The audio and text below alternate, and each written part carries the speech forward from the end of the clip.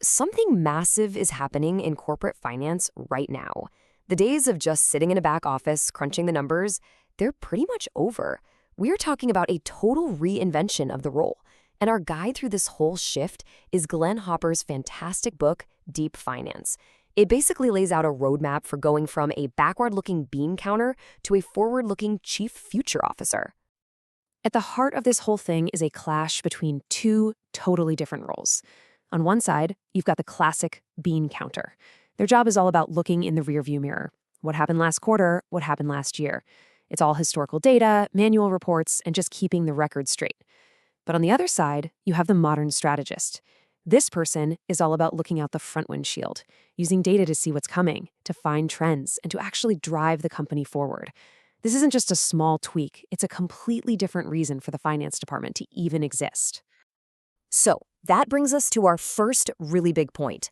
We need to talk about the end of bookkeeping as we've always known it. Because the old way of doing things, it's not just outdated anymore, it's actually becoming a liability for any modern business. Now, this whole tech revolution might feel like it came out of nowhere, but it really didn't. It's just the next logical step in a super long history of accounting getting better and better. We went from the abacus for basic calculations, to paper ledgers to keep things organized, then to spreadsheets to digitize it. Each one of those was a huge leap in efficiency. Well, AI and machine learning, they're just the next big leap. And here's why that matters so much right now. Companies today are absolutely swimming in data. So if your finance team is still manually plugging numbers into spreadsheets, you're not just being slow, you're completely missing the story that all that data is trying to tell you. You can't react to what the market is doing, and frankly, you're putting yourself at a massive competitive disadvantage. Okay, so if the old way is broken, what's the fix? Well, it all comes down to a new set of tools. And don't worry, we're going to demystify all the tech behind this big shift. It's not as scary as it sounds. First up is something called robotic process automation, or RPA. The easiest way to think about this is like this. It's basically software bots that you can teach to do all the boring repetitive digital stuff that your team hates doing. Things like processing invoices or copying and pasting data from one system to another. It's like having a digital assistant that never gets tired and, better yet, never makes typos. And this is where the magic really happens.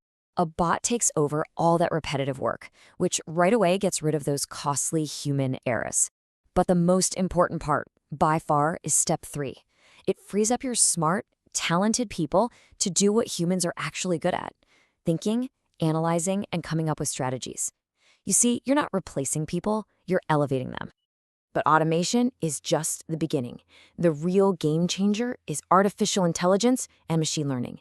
This is where you go from just doing things faster to doing things way smarter. We're talking about predicting future sales with incredible accuracy, spotting market trends before your competitors even have a clue, and totally changing how you manage risk. So, when you take these super powerful new tools and you put them in the hands of the right leader, what do you get? You get a totally new kind of finance executive, the new age CFO, who is a true strategist in the C-suite. And this quote from a reviewer just nails it.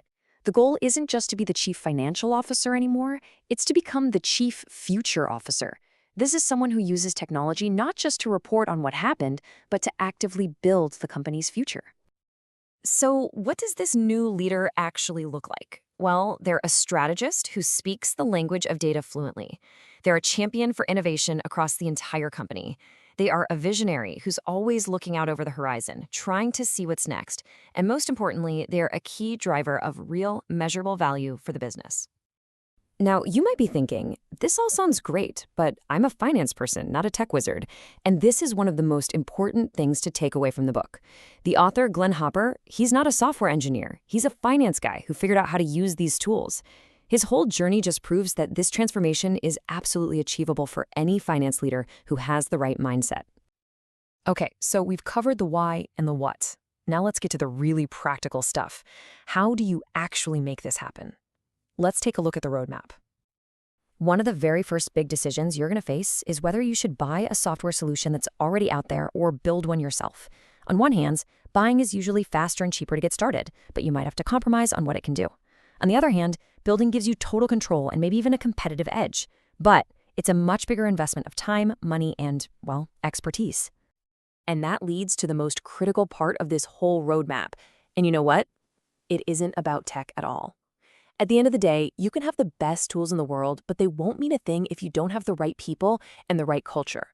Success really depends on building a finance team that is curious, analytical, and totally comfortable using data to make big decisions. The human element, it's everything.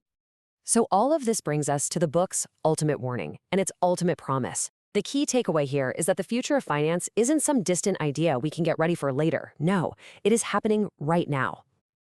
And this isn't some niche idea either. The book has been really well received because finance leaders everywhere are recognizing how urgent this is. The opportunity that Hopper is talking about is real, and it's here now. So, if you take just one thing away from this whole explainer, let it be this. Adopting these new technologies is no longer a choice. It's not about getting a little bit of an edge. It is a non-negotiable requirement for survival and for success in the business world today. And that leaves us with one final question to think about. Every sale, every customer click, every single shift in the market is generating data. All of that data is telling a story about where your business has been, and more importantly, where it's headed.